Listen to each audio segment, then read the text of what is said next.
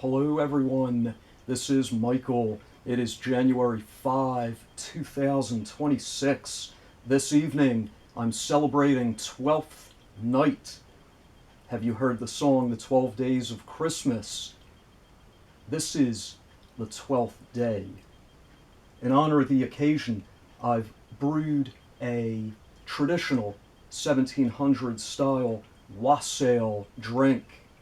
The ingredients include water, cane sugar, cranberries, blueberries, apples, orange, nutmeg, clove, ginger, cinnamon, and cinnamon sticks. First, I boiled the water, sugar, and cranberries as if I were to make cranberry sauce. I did just that, and then added water to the top of the pot, creating cranberry juice.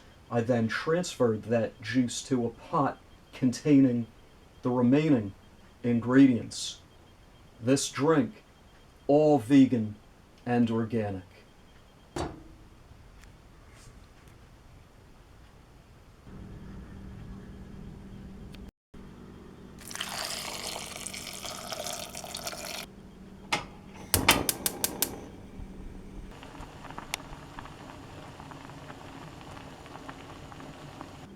As it was boiling, the aroma was magnificent.